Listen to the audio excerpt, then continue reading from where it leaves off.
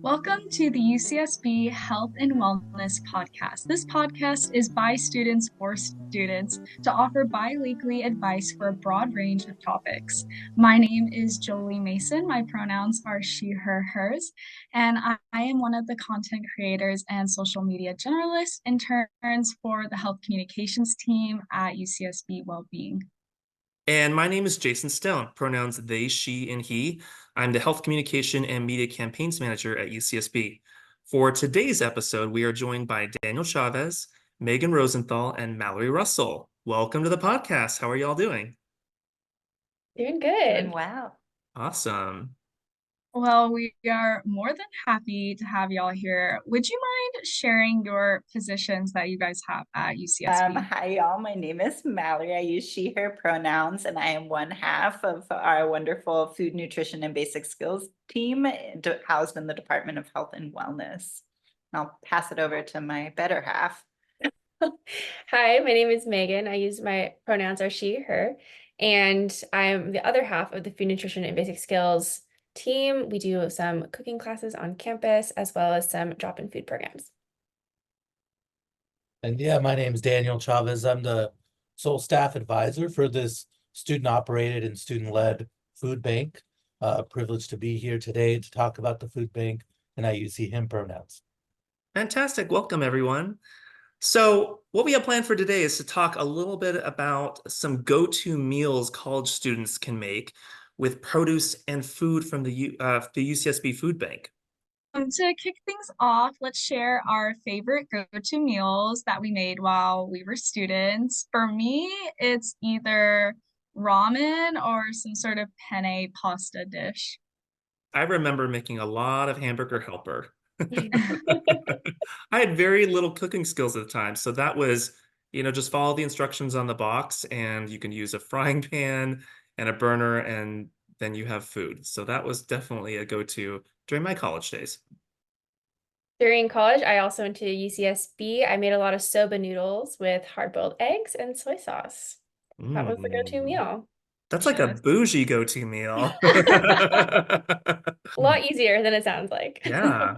I went to a few different schools, one in Iowa as a freshman, and then I came back home and did community college at Ventura, and then I ended up in San Francisco State. And the one I think I remember the most was at San Francisco State. When my first few weeks of transferring there, I got a membership to Costco, and the hot dogs were Yeah. Yum. which is a full circle moment now. When I go and pick up food for the food bank, I'll always get a hot dog. It's They like, have good hot dogs. Yeah. oh yeah. They Yeah, yeah. do. It's like you can't go to Costco and not get one. It's a part of the experience at that point. It Or like really the whole is. reason, like sometimes I'll go just to get the food and I don't have to get anything else. Right.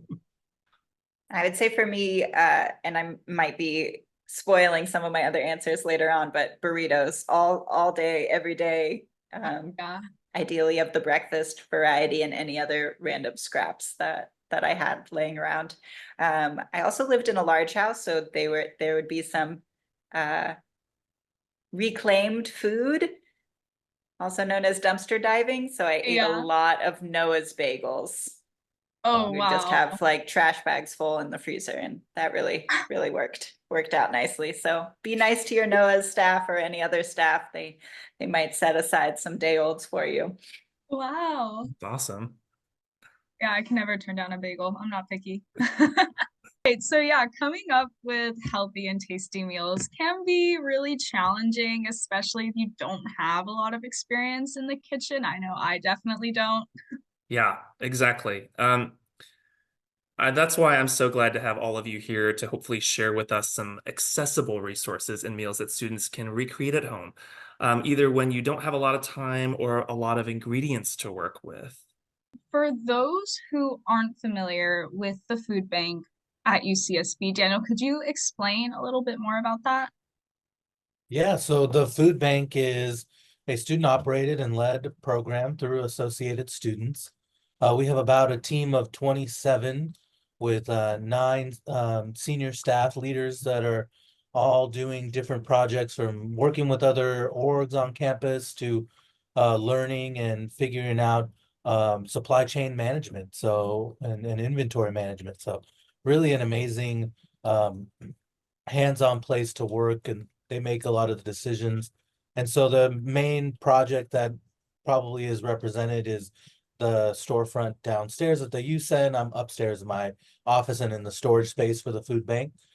So on the second floor of the UCEN, right across from Subway, is the storefront, and it's basically like a free grocery store, all paid by student fees. So people can come in once a day and shop with produce and pantry staples, as well as some toiletries and hygiene products. Mhm. That's so cool. Can you tell us a little bit more about what the food bank offers aside from the food? I mean, you just mentioned some of those like pantry products and maybe some bathroom staples. Can you tell us a little bit more about that? Yeah, we have toiletries. I think toilet paper is one of the biggest things that people get excited about, but some things that come to mind is um like condoms and hairbrushes and different hygiene products. You know, we do have a variety of suppliers, and we also get donations coming in. So we're in a really beautiful space to have to intake a lot of random stuff sometimes. So we'll get whole bottles of laundry detergent coming in, and then other times we've gotten half-gallon jugs of hand sanitizer. Wow. And of course the food is plentiful, and we always get different donations of food that sometimes is calories, like candy bars and chips, but we're always excited to just distribute food to people. They That's Yeah, also I have a mean, seed bank. They do a lot more oh That's besides yeah, packaged food. I've seen that there. I mean, I've been to the food bank like a good amount of times, and I always see the seeds there, and it's like, should I start growing my own tomato plant in my apartment? So I've definitely considered that as well. I think that's so cool that you guys offer that. But yeah, every time I go, there's always such great produce that you can make so many meals and cook so many different things with. I've also before just like have gone on my own for, like you said, hygiene products. It's like tampons or toothpaste. I think one time they had mini deodorants, and I'm like, I'm gonna save this because I have a feeling it'll come in handy at some point. So, what are some of your favorite foods or produce offered at the food bank?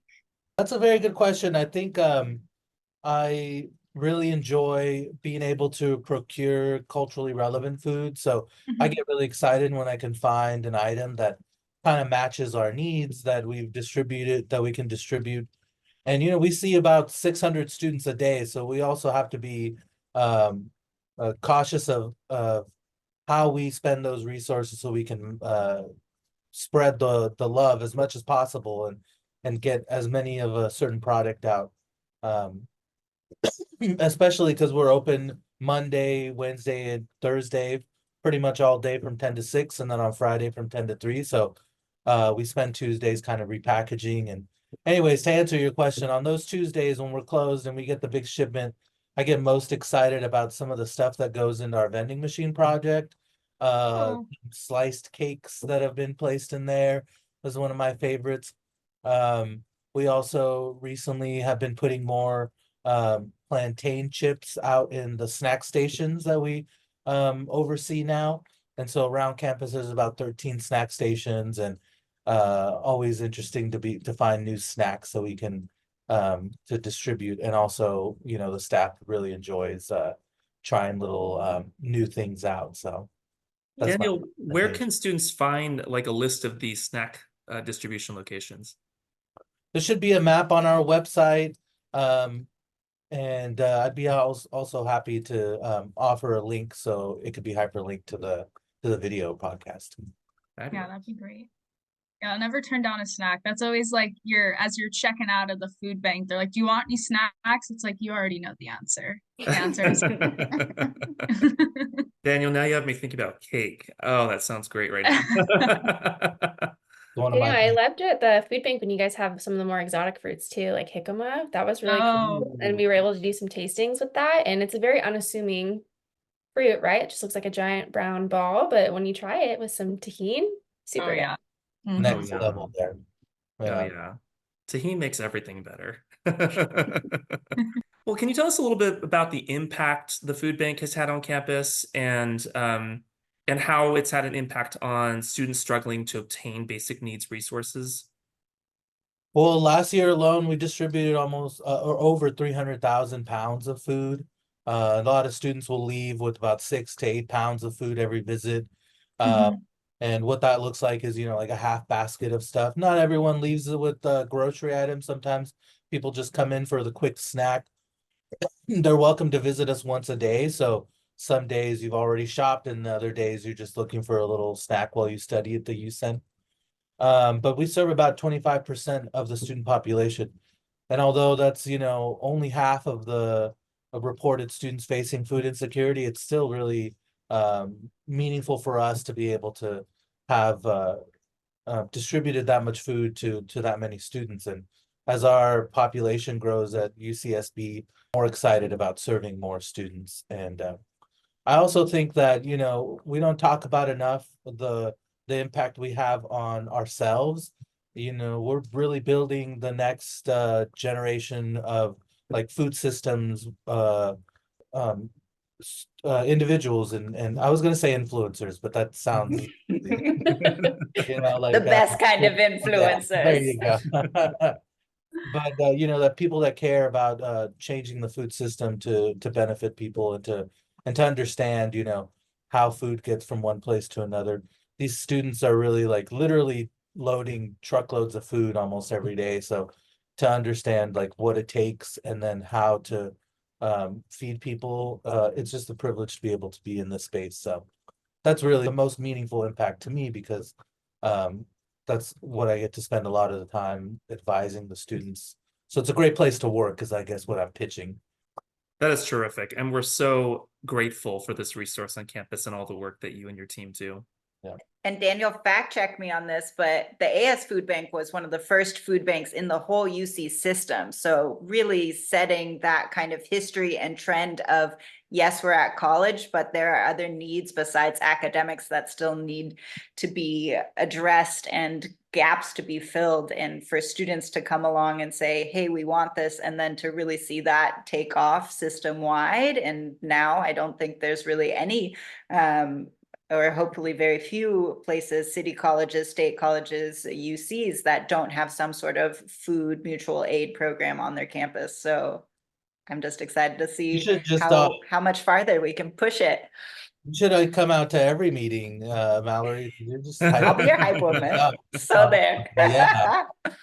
It's true, and when we were recently talking to this company that works with a lot of pantries across the country, they were really amazed at the volume. Seeing 600, almost sometimes 800 students a day is a volume that a lot of other pantries don't see, and it's really a beautiful privilege to be able to um, distribute that much food to that many students and to do it in such a small little space. Well, other UC campuses kind of get more funding to create spaces. We're in an interesting, unique space to be part of Associated Students rather than the basic needs umbrella that's around the state. And there's only, I think, one or two more other campuses that have that model. Sometimes we have to do things a little leaner, but if you when you come into the food bank, you'd see how small of a space it is, and to be able to distribute that much food, it's amazing. Awesome. You touched a little bit upon, talking more about these struggles of food security that students are facing. What are common struggles students face when they are lacking basic need resources? I mean, it's really expensive to live here, right? We all know that. A lot of times we see and we'll create programming that, allows people to stretch their budgets a little further. Mhm. It's such a an exciting collaboration with Health and Wellness to create meal kits and events with tasting to be able to encourage people to cook with sort of things that we often have in the food bank and get people excited about trying different things. The biggest barrier is, of course, the cost of living here. And I also think stigma is a difficult topic that we don't necessarily talk about enough. And I think it's going away to some extent. But I just had a conversation today about students feeling like they're taking away from somebody else if they come and use the food bank. And that's further from the truth. There's always going to be resources. We're very lucky to be so well funded through student fees that we're getting donations but also purchasing food, and there'll always be something on the shelf. So that stigma should never stop someone. And there's also, of course, the feeling of like shame that you need this service when it's really meant for everyone. And it's almost like a redistribution of these fees in a way through food and through our purchasing power and our ability to buy big bulk items.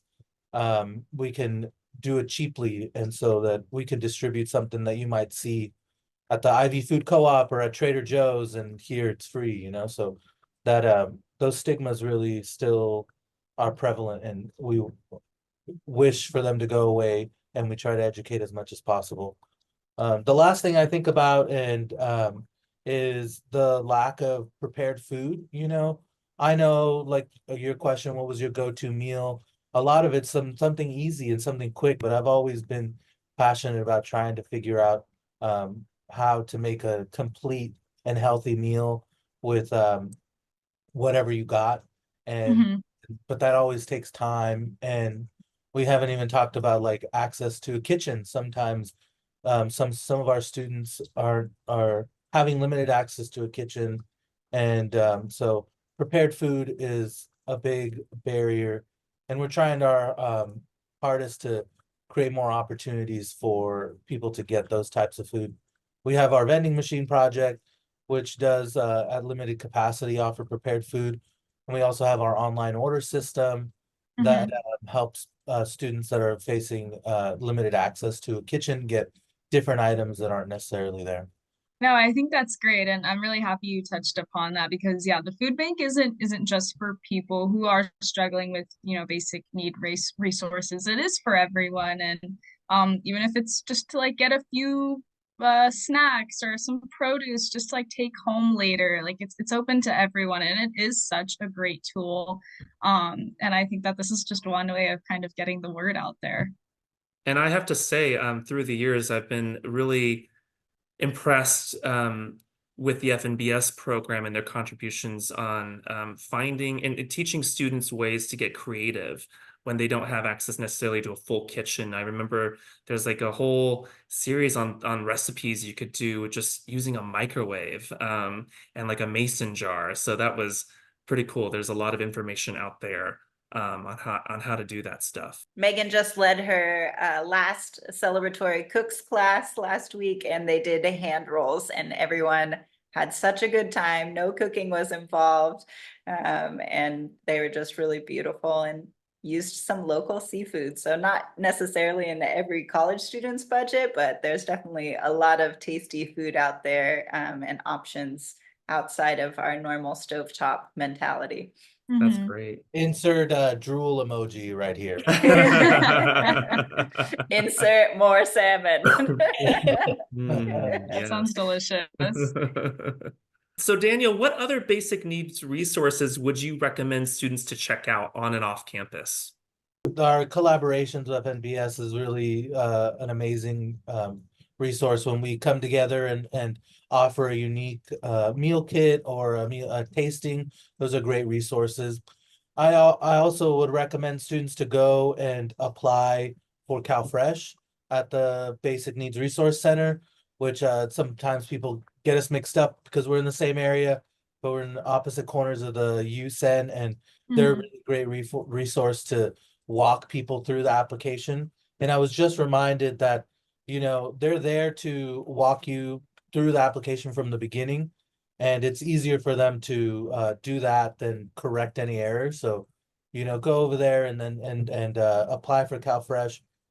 Being able to like purchase food when you need to through your EBT is just another tool in your toolkit to survive and feed yourself. So there's that. I also Associated Students has a wide variety of different resources that I would recommend just checking out, like the bike shop that just opened up this year, or the renovated bike shop. And we might not think of that as a basic need, but it is here in our Isla Vista community to be able to get from one place to another. So I'd encourage you to check out the bike shop for their services too.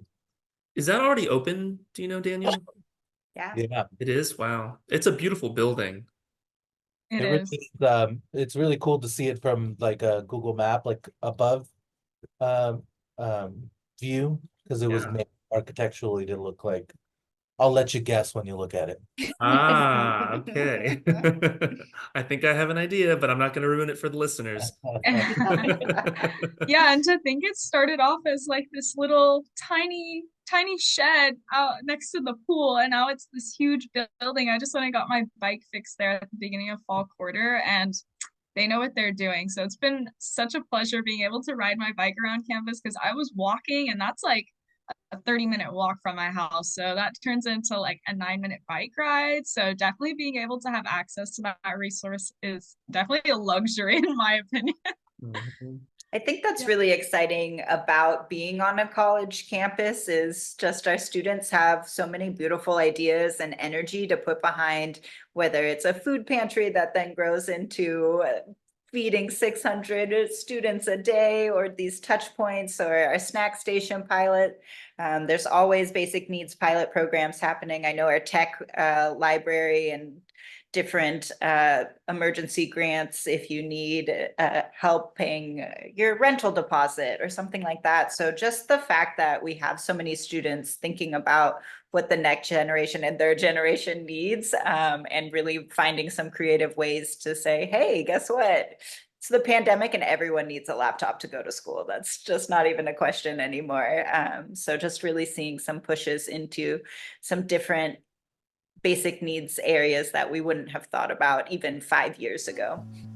Welcome to the student submission segment of the podcast.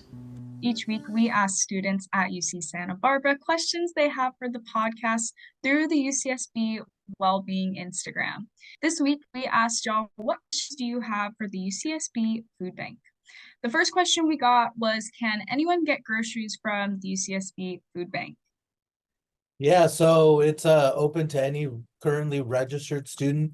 When you register once a year, you're asked a few set of questions. It takes a few minutes. You are asked to verify your income by checking a box, but it's really a pretty high amount based solely on income that's independent of financial aid packages and all that. And so as long as you make less than $18,000 a year, you're set.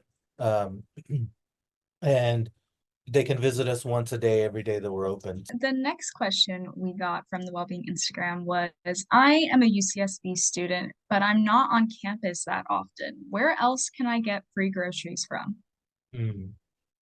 Yeah, there's of course a couple different sites that you can find on the Santa Barbara County Food Bank.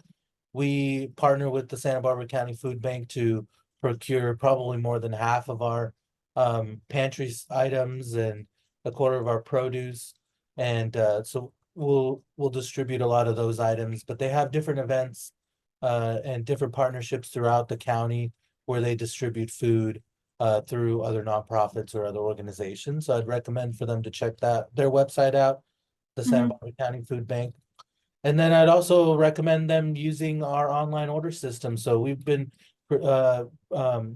really excited to push this resource out. It's on our website. You can order a bag, set a time, an appointment for you to pick it up, and it just adds for convenience. It also is at a few different sites rather than just the food bank.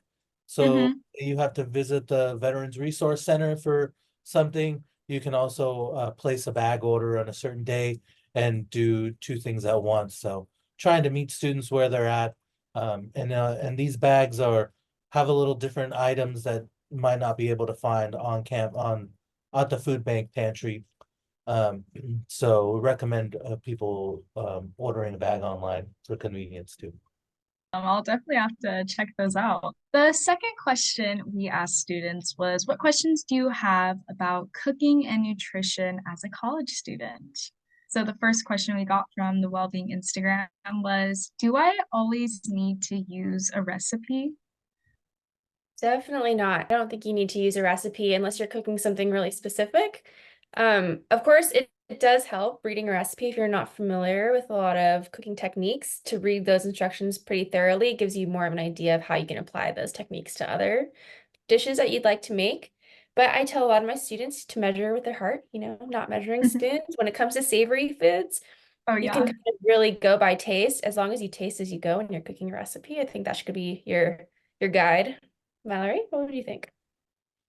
I would say I rarely use a recipe, so I definitely think it's about having that confidence. So finding that one recipe that you could eat day in and day out, and then starting to make some twists and changes based on what you have available. I will say if you're a baker, let's chat. I'd like you in my life, but that would require much more recipe. And I know this because I have applied my cooking approach to it. I'm like, we'll wing it. And sometimes it works.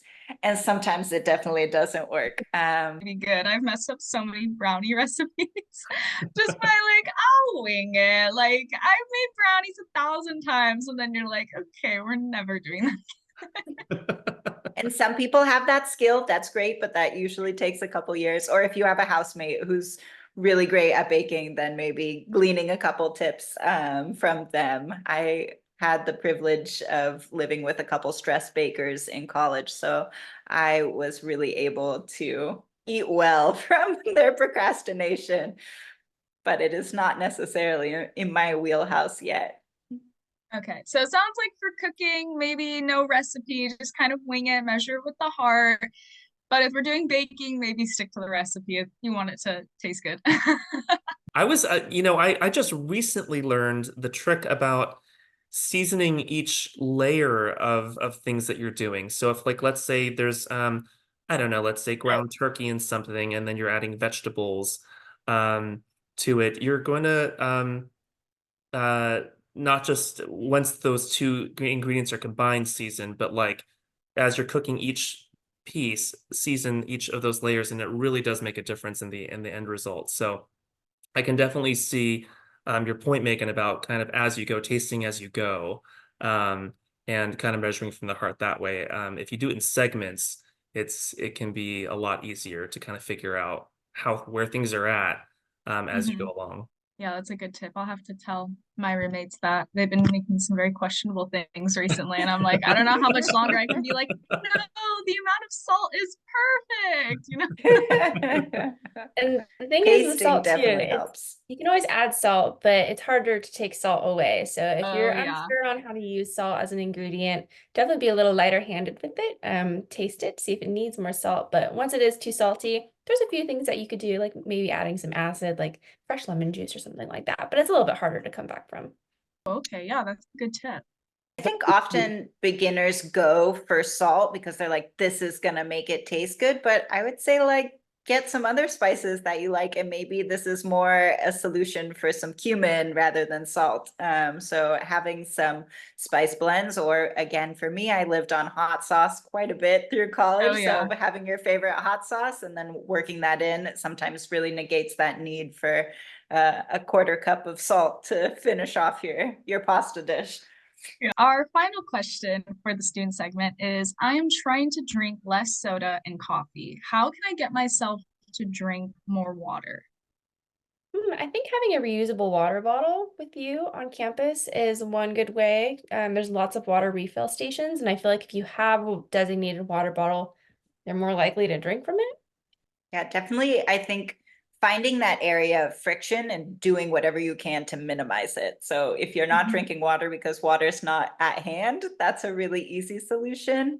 I am not a coffee drinker, but finding maybe try a different beverage every other day. So you still get your coffee, but maybe you're doing a tea or a matcha during those other days. And maybe you're starting to find that you might like some other things. And for me personally, and this sounds really lame, and I think I would roll my eyes at this if I was in high school but I now water down like a lot. So if you can still enjoy your soda, but I'll sometimes cut it with bubble water, and Coca-Cola tastes the same at full strength or 50%. It's really impressive what that formula does and how well it can get diluted down with ice or water or even lemonade. Sometimes I'll just put in some bubbles or any sort of bubbly drink. So finding some of those ways to still enjoy what you're having, but adding a little more water, a little more hydration.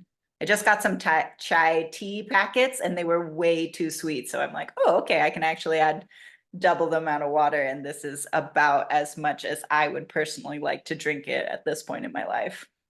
Oh yeah, and if you have a soda habit that's hard to kick, I'm not saying mineral sparkling water replaces that, but if you're craving the bubble, the fizzy, that might be a good solution. And there's also lots of really, how would you say it, like healthy sodas out on the market now that use stevia instead of sugar and they have adaptogens in them. So there's some more options out there these days. Olipop, I've tried the other day. I tried the root beer, so good.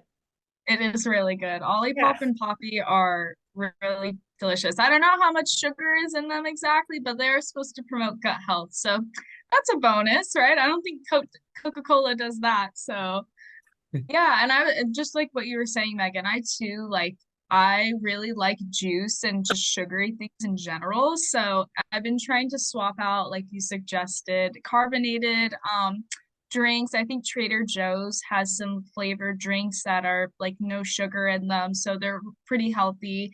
Sometimes I'm just like, oh, the flavor of water is so boring. I'll just add a little bit of lemon to it too. So those are kind of things that I've kind of helped navigate myself with.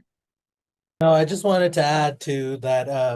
I mean, I think everyone agrees here that we shouldn't be too hard on ourselves. At the food bank, we often have to make the decision between like calorie intake versus something that might be a healthier option, and we always err on the side of calorie intake. So sometimes like that sugary beverage might be the only thing I can scarf down before like a long day of meetings or something, which isn't the healthiest choice, but I'd rather have those calories. I'd rather have that a little spike of energy. And so sometimes, just don't be hard on yourself and like try to work towards drinking the more water, but there's always uh there's always room for improvement, but don't beat yourself up too much. Exactly. Be kind to yourself. So I'm sure we can all agree that finding time to make meals in college can be a challenge.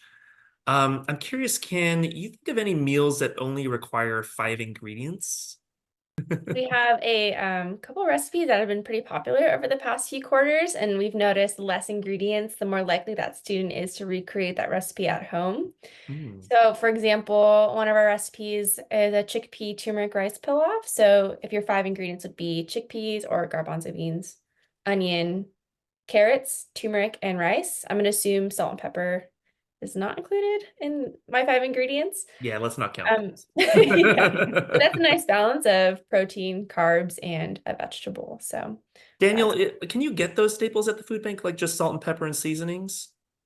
We have been repackaging more spices. Okay. Thanks to FNBS for coordinating volunteer days for repackaging.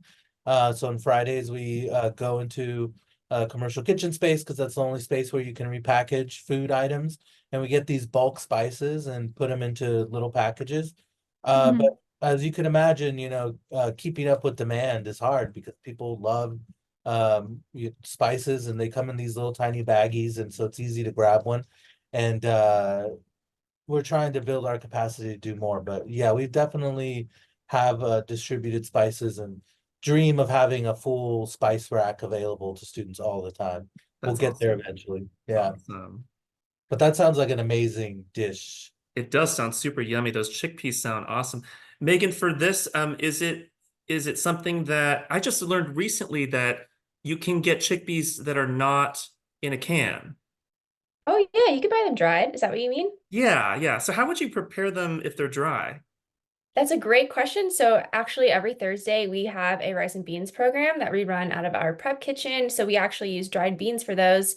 Basically, if you have a large enough tub, you can soak your beans overnight in some water and maybe some salt. So I'll use about a tablespoon of salt per pound of beans. Okay. Soak it for at least 8 hours to overnight. Then you drain and rinse those off. And then if you have an Instant Pot, that is a really great way to cook dried beans. But if you just have a stove to work with, it'll take about 6 to 8 hours Okay. on the stovetop to cook those beans. Mhm. So they are a lot cheaper in terms of quantity, but canned beans are so convenient and really great pantry staple to have. And I think, Daniel, you guys have at the food bank, you have garbanzo beans, onions, carrots, rice, all those ingredients are there. Yeah, usually pretty often is one of those minimum things that we have is onions and garbanzo beans because they're so popular. Way more popular than pinto beans. And as we've known, we've tried to make so many bean recipes because they're so always so plentiful.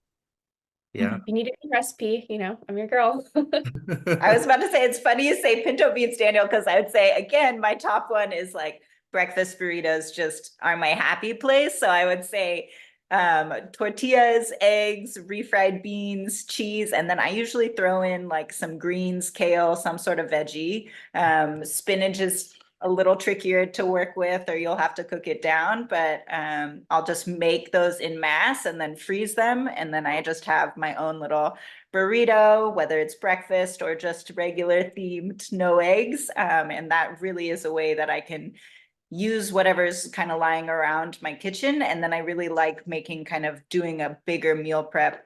Yeah, breakfast burritos, any sort of burritos, anything that you can wrap into something is really portable, is really great. And if you have the space or the time in your kitchen, in your life, in your day to day, just doing one big batch that you can freeze is so wonderful. I've also done that with just like breakfast sandwiches. Get a case or a package of the egg English muffins and then make your own egg McMuffins because McDonald's also getting a little more pricey these days.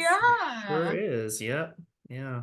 And they stopped serving breakfast all day, which was my dream, and they finally did it, and then they took it away. So Took it now away. only egg McMuffins in the morning. So I guess I have to make my own because sometimes I wake up a little bit later past breakfast time. Absolutely. Well, and again, like it's an all day thing. Like, yes, you can eat it at breakfast, but it's a great lunch. It's a great dinner. Oh yeah. Mallory, I'm curious about kale. Kale intimidates me. Um, can you eat the center stalk, or are you supposed to take it out? Like, how does it work? And it's also just such a weird, like, vegetable. Like when you wash it, it like beads up the water. It looks like it's waterproof. Yeah, So it is interesting. waterproof. That's actually a really good point. It's a very hardy green, which is one of the things I like, especially if maybe you're more of an aspirational vegetable user. That kale can hang out in your Oh yeah. fridge Oh yeah. for a while and still be just good. And I really do like it when I'm using it more in freezer because it holds its shape well. Also, if you're feeling like you want to put a little more TLC into it, massaging the kale. So just giving a little knead to it will break down that cell wall, that protective barrier that you'll see. And that makes it look a lot more luscious green. And then it's a little bit easier to take in different dressings or just works well with others. The stem, totally up to you. If you're not a stem person, no judgments, but I pretty much eat a lot of my stems and I'll just chop it up really fine. And then I'll throw it in with my onions or some of my hardier vegetables to cook first. And then the leafy greens go in at the end. But that's one that I just find is a little more forgiving for me because I'll buy spinach and it will turn to mush before I maybe get through the whole packet. But usually I can get the kale all the way through. And there's different varieties. So there's a lacto kale, which looks a little bit more like dinosaur skin. And then there's some curly kale chips, sneak it into things. Oh, again. kale chips. I Picky love kale eaters, chips. Yes. haunted by what my adult self has turned into. But Megan and then Mallory, you guys are great at really like educating on certain ingredients that really connect people to like a new way of cooking or a new sort of ingredient that they've never tried. That always like makes me so proud to partner with you, you know. Oh, thanks, Daniel. I remember when we did that canned green bean collaboration. I was surprised that the students liked them. So we'll have to do a couple more of those in the future for sure. And we have so much fun shopping the AS Food Bank, also looking for inspiration or just seeing what sort of ingredients you can source. So it's always really fun, like our own little version of Chopped when we'll come over and we're like, okay, what are we doing with this hominy? Yeah. Let's go. Who knows what hominy is? Okay, not a whole lot. Then let's start there. Or, okay, you feel comfortable? Here's some other ways. No, it's a lot of fun. And again, as a reformed picky eater, just getting to try things, and sometimes we don't like them, and that's okay. Just keep skipping those canned green beans, no worries. But just the trying and getting to bond with people and chatting with other people about how they prepare it or families' recipes is just such a beautiful food connection point. So what would you guys recommend to someone who wants to make a meal with only 4 ingredients? We were actually having a conversation today about sheet pan recipes. For those of you who are unfamiliar, it's just taking a baking sheet and throwing what you have onto that. So if you have any variation of vegetables, meat, anything you can throw onto that sheet pan, but one that we did this quarter that was pretty popular with students was a sausage sheet pan recipe. That sounds like a tongue twister, but that would be sausages, sweet potatoes, Brussels sprouts, and cauliflower. So you're getting a pretty decent intake of vegetables with that and some protein. Super easy, pretty yummy if you have sauerkraut or any honey mustard to throw on top of that. I think that'd be great. That sounds delicious. If you're new to vegetables and able to, roasting them was definitely my introduction to making a variety of vegetables, or vegetables I don't know about taste good. So when in doubt, roast in the oven, 400 for 15-20 minutes with a little olive oil, and usually something edible will come out of that. My favorite 4 ingredient dish is cold tofu. And so I'll take some tofu, put some QP sesame dressing on it with some green onions and bonito flakes. And Ooh. it sounds like to probably a lot of listeners, like, what's this ingredient? What's that? But you know, I didn't really like get intimate with bonito flakes until maybe like 2 years ago. But now I feel like I eat that dish multiple times a week. And it's you make new friends every day, you know, and foods are friends, and you might meet a friend 2 years ago, or you might have a friend from 10 years ago, and you can be best friends now. I Was love that that analogy. metaphor? I don't know. Oh Okay. yeah, that's Thanks. beautiful. I love that.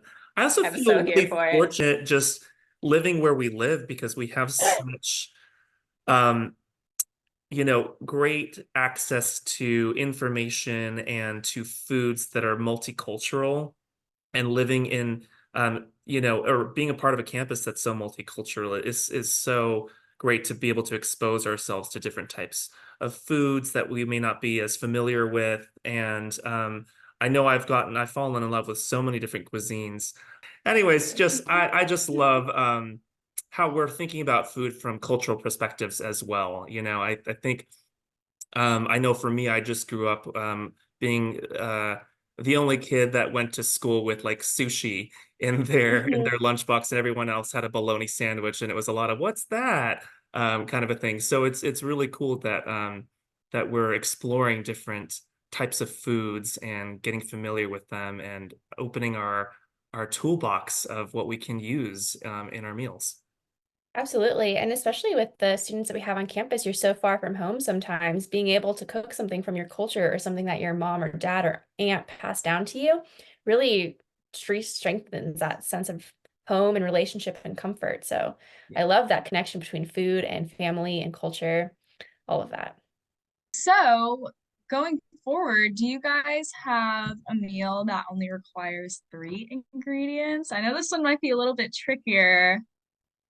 Off the cuff, I was thinking maybe like an egg drop soup where you take some sort of broth, stir it up, crack some eggs in, and then go for some green onions. Again, we can get a little more creative if you have some other friends you want to invite to the party, some tofu, but that to me is so simple, but also feels like, oh, this is like something I would only get at a restaurant. And it's like, no, this is actually once we start to do it, or if you're trying to poach eggs and just fail miserably, just keep stirring and you've already got some egg drop soup ready to go.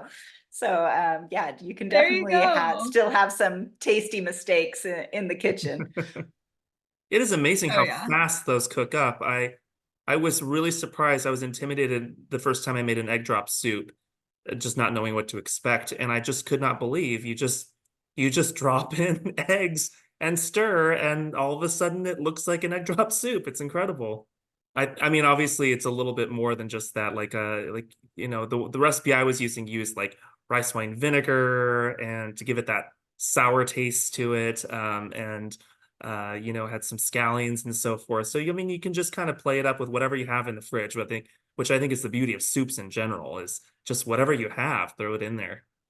And I'm trying to hype you up all, but you guys are really great at like making things accessible. And to one thing for me that's accessible is like those soup packets, and people are, I think, like might have apprehension about like some sort of prepared thing like that. But soup packets are such an easy way to like hack your time and meal, and throw that in there with the fresh egg and boom. And sometimes we do distribute hot and sour soup packets or miso soup packets, and it's just a great hack. So Yeah, you guys also carry some vegetable and chicken bouillon too, right, Daniel? mhm. Oh Yeah. yeah, it's another short hack for soups. And it's great soup weather right now too, so. It is absolutely. All right, I'm going to challenge you all. How about a meal with only two ingredients? Can we do it? Okay, so this might be not accessible for all college students, but for 2 ingredients, maybe a steamed salmon and broccoli. You get your protein, you get your vegetables. Hopefully you have some salt on there. Hopefully you have some condiments in the fridge, maybe some hot sauce you can throw on that. But that is a 2 ingredient meal I have for you. My go-to snack would be banana peanut butter, which is a beautiful two ingredient combo. And then I might be showing my millennial roots, but I ate a lot of avocado toast in college. Just being blessed to be in California, where there are avocados that are sometimes accessible, especially here in Santa Barbara. Winter time is avocado season. Start making friends with some neighbors, looking at some big trees, because some folks have trees that have been there for 40, 50 years and literally can't eat all the avocados that are getting produced, which is a wonderful and terrible problem to have here in Santa Barbara.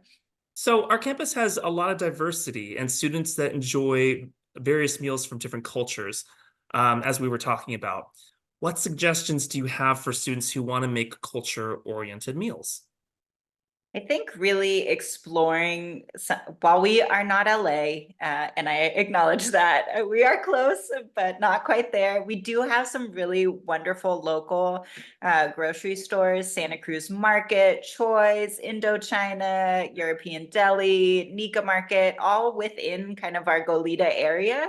And again, I think there was a big push for like making these beautiful Instagram worthy meals, but when you're at those places and maybe interested in trying something you haven't, go for the meal pack, go for the spices, go for some of those box things that then you can add in some of your own ingredients. And then you start to find that balance between what you want to eat and kind of what is the dish that is easily available that you can pick up. And then you can maybe start to gain some confidence and start making some of those things from scratch. And a lot of cooks, I think, will say, oh, we always take the shortcut, or my family recipe uses that Japanese curry base for everything. So you don't have to be starting from scratch. Definitely play around with some of those pre-packaged meal components that then you can add your own ingredients to. And also Campus is so beautiful because it's diverse, and I just love listening to people talking about cooking with their housemates, and especially that cultural fusion, cultural blending that comes from being 8, 10, 12 people deep into a kitchen. Might make kitchen space accessibility a little trickier, but there's also some really beautiful fusions, or then your Nigerian roommate can teach you about jollof in a way that you would never get any other way. Yeah, and just to add to what Mallory was saying That's too, the Health and awesome. Wellness Department has so many partners that they work with to put on cultural cooking events. So even this past quarter, we've had gumbo, we've had making arepas, we've had in the past Vietnamese spring roll, shakshuka. So if you want to get your feet wet and you're not entirely comfortable in the kitchen, I'd highly recommend checking out those free events. They're for students. You can look at the Health and Wellness calendar to see what we have on the horizon, but that is another great way to kind of get your feet into the cultural cooking.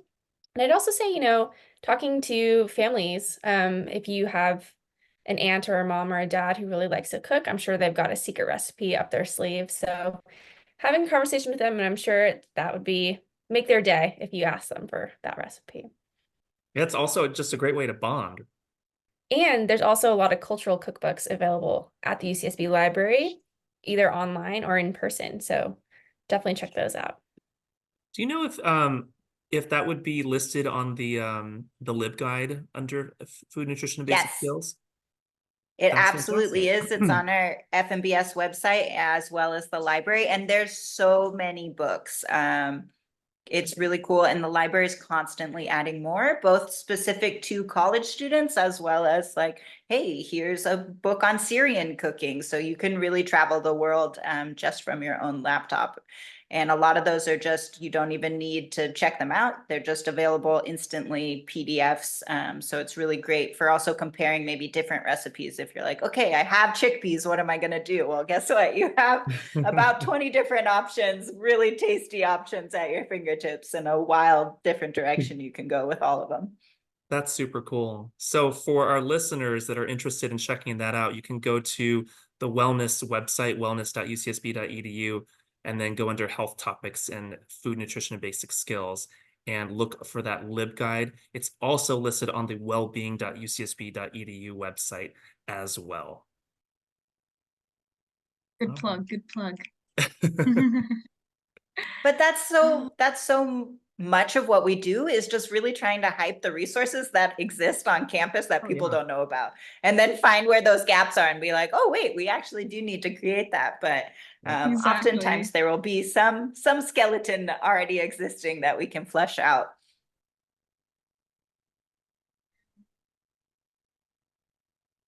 So I'm curious, do you guys have any general cooking tips for students?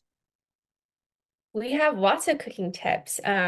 If anyone is interested in applying for UCSB Cooks, actually our applications for spring are open right now, so I'll slide in that little plug right there. But a lot of the tips I tell our students, one of them is to always keep your knives sharp. Sharp knife is a safe knife in the kitchen. It's a lot easier to hurt yourself or cut yourself with a dull knife. It slips a lot easier. So if you're able to, there's some really cheap knife sharpeners on Amazon, somewhere online, but keeping your knives sharp for sure.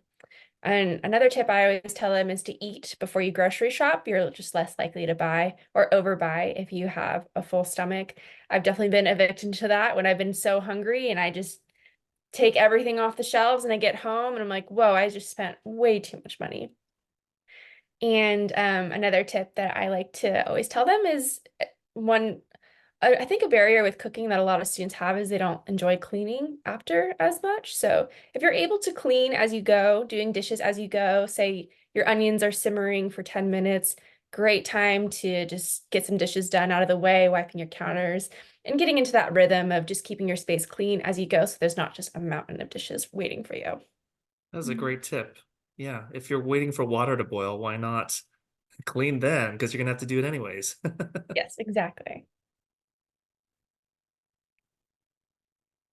For me, I think if I was living alone, I would eat a lot more cereal. I get a lot of joy eating with others, cooking with others. So like find those people, whether they're friends, housemates, family members, that you can be in community, be in the kitchen with, put on some tunes, make it fun, and make it a group effort. And then it feels like a lot less work, just to be cooking for yourself day in and day out, or then you get a little more of that collaboration.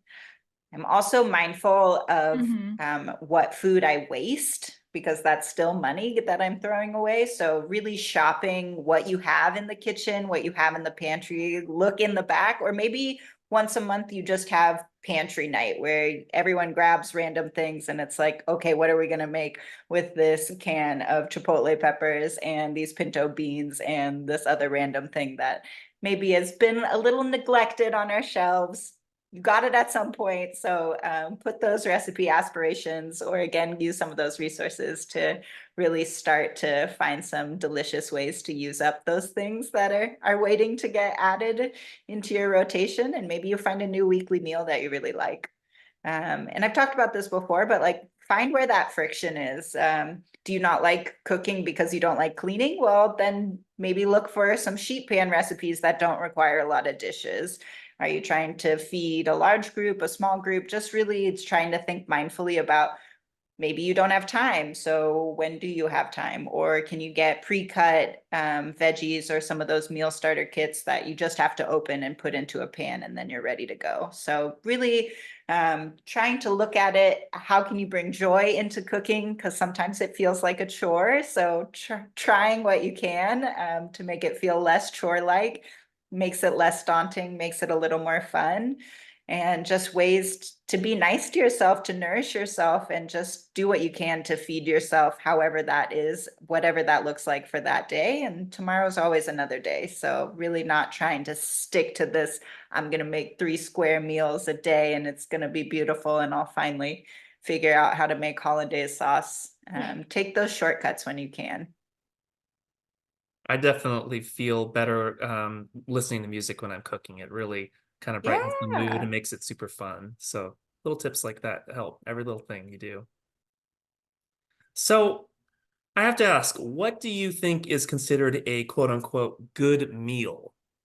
What suggestions do you have for students who want to cook but don't always have time for it? This might be a little bit of a corny answer as well, but I think a good meal is just one that puts a smile on your face, whatever that looks like. And one, hopefully, that you don't feel like you have to necessarily recover from either taking a nap or taking a Tums after that fact. So something that gives you some energy, whatever that looks like, to get on with your day, are all really beautiful ways to eat for yourself and nourish both your body and your spirit. I love that answer, Mallory. Wow. Yeah, for a good meal, I guess you could consider a good meal something that tastes good, right? Something that really resonates with your taste buds. And it doesn't have to be some overly complicated thing that requires 25 ingredients. It can be really something as simple as a roasted carrot, something like that. I guess I would consider a good meal having some incorporation of whole foods, so whole vegetable or, a piece of protein or some beans, and really trying to incorporate those into your diet, because ultimately those are really good for you nutritionally speaking. Yes. But I would say, yeah, anything that tastes good and makes you feel good. And you had a second question, Jason, which would be suggestions for students who want to cook but don't always have the time. And what Mallory was saying too, like those prepared meals or those shortcuts, those are always really good if you don't have time to make a teriyaki marinade. Buying from a bottled version of it is just as fine. So finding those shortcuts and what makes cooking easier for you. And like we mentioned earlier, sheet pan recipes, if you just Google sheet pan recipes, there are so many out there. And I really like that one with college students because it requires minimal cleanup and minimal preparation. So if you have a sheet of parchment paper on that baking sheet, you can just roll that up and throw it away and your cleanup is done. Parchment paper is wonderful. Oh, it is the best. Yeah. And finding those accessible recipes like one pot, 1 pan, sheet pan. Yeah. Well, thanks for sharing that. Those are great tips. To wrap things up, I want to ask what's something you want students to take away from this podcast?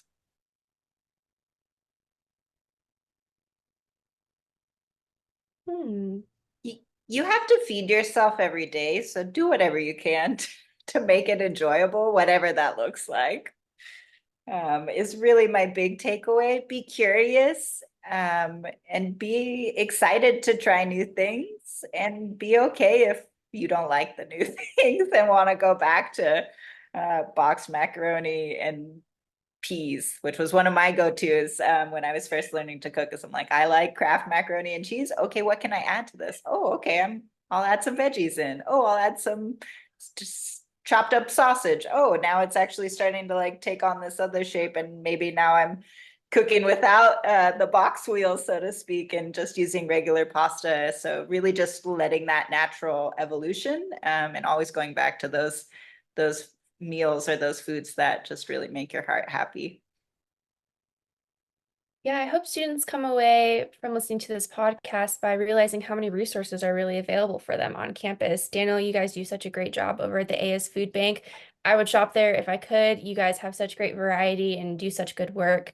And to check that AS Food Bank out, I know that for some of our cooking classes, we'll give them a grocery list that really leans heavily on what you guys provide at the AS Food Bank. And if you're looking for recipes or anything like that, Mallory and I are always happy to chat with any students.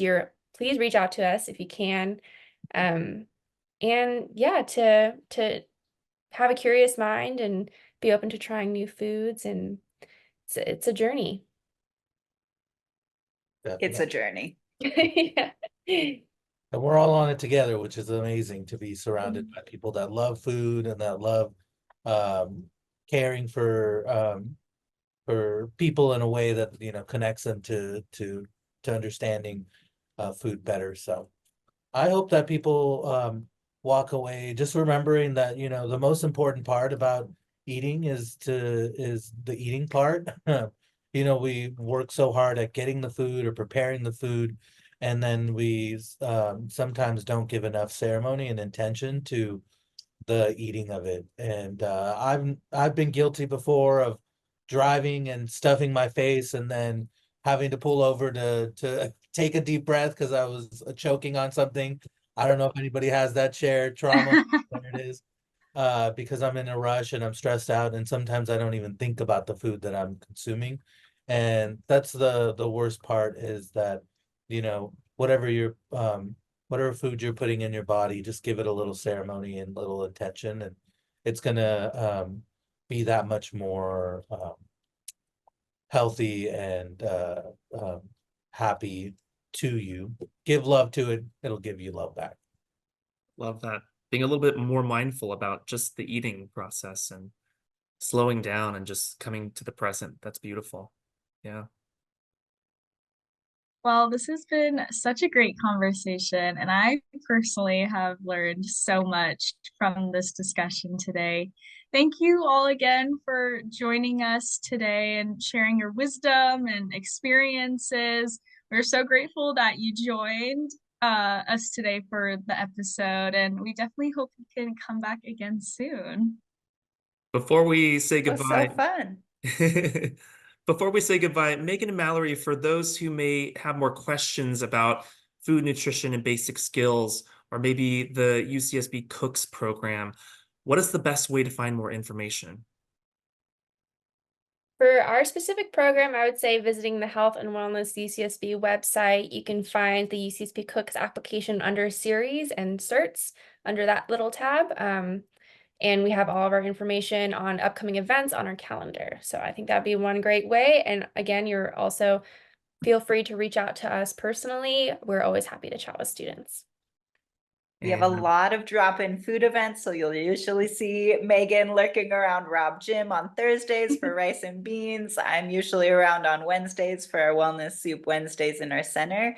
And then just drop by the Health and Wellness and Women's Center, first floor SRB. There's always some free tea and wonderful snacks and usually some fresh fruit. So we do our best to keep that well stocked for students, just to have a nice respite in between classes, or just to some calorie intake before they run off to their next thing, because a lot of students are on campus 8-10 hour days, and those are long days.